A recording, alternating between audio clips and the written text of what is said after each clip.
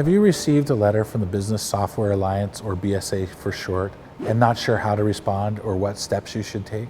Don't worry, you're in the right place. Before you respond, watch this video to find out exactly what the BSA is and what to do about the letter that you received.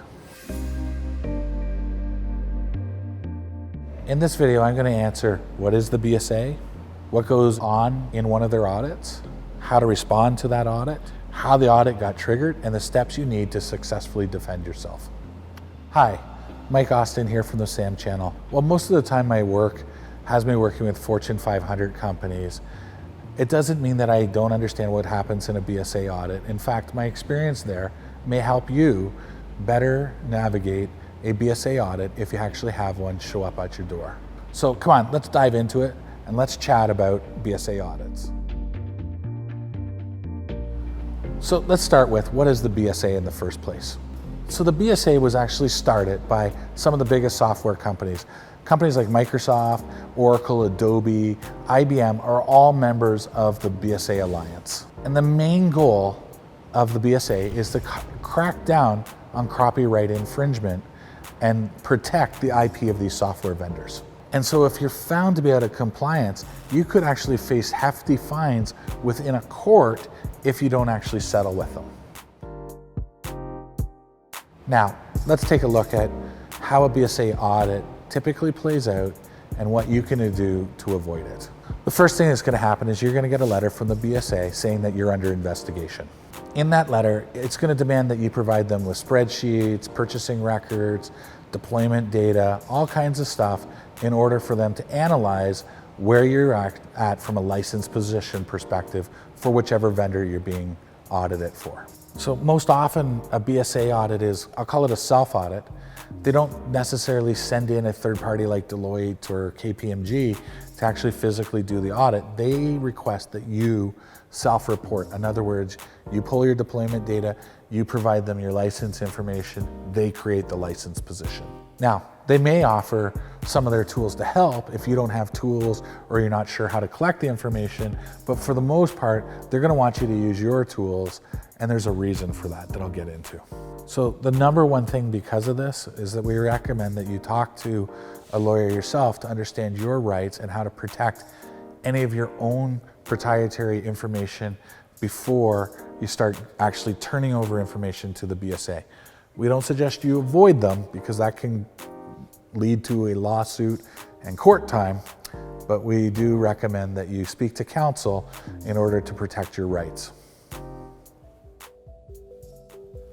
So one thing that's different between a BSA audit and just a publisher audit themselves is that the BSA has an extensive snitch line, right? I call it a snitch line, where they actually are seeking out employees to provide information on companies that they believe that their company is non-compliant.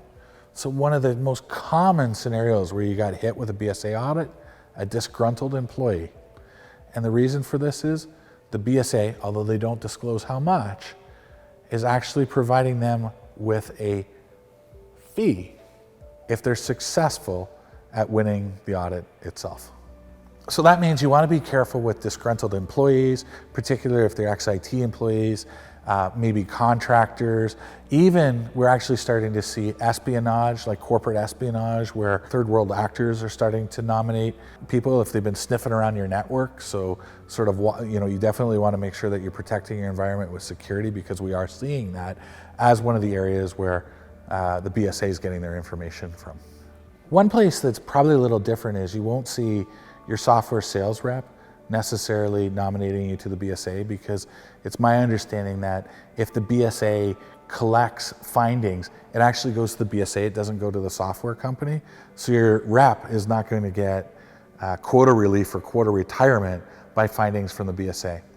So that's a good distinction that you probably want to know, because you don't go getting upset with your software rep. That's where you don't want to look. You want to go and look at disgruntled employees, contractors, those sorts of things as the reasons for why you were nominated in the first place. So let's talk about the steps that you go through to defend a BSA audit. First, seek representation. I talked about how this is different than a audit from a publisher. You really should think about this one as a legal proceeding and make sure that you're covered with the privilege, client-attorney privilege, so that information goes to your attorney.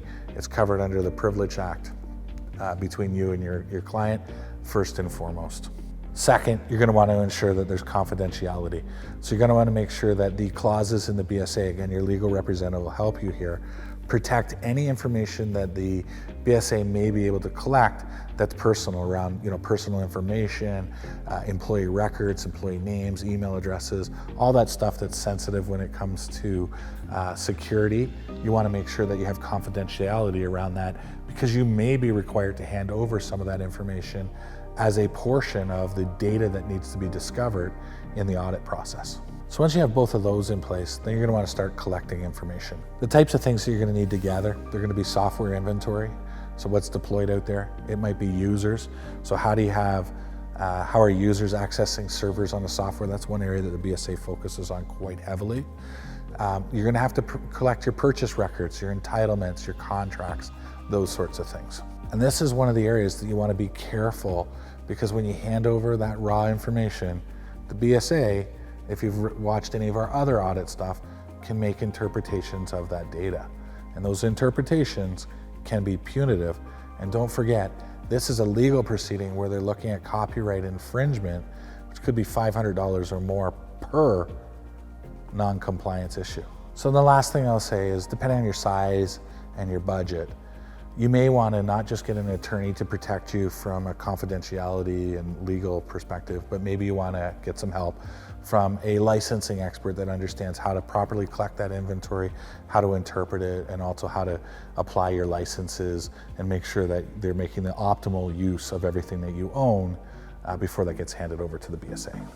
If you have any questions, feel free to click the link in the comments below and reach out to me or anybody on my team, and we'd be happy to help answer any remaining questions you may have. And thanks for watching this video. And remember to click the like button and the subscribe button to follow along with all our great content that we publish here at the SAM channel. As always, I'm Mike Austin, and thanks for watching.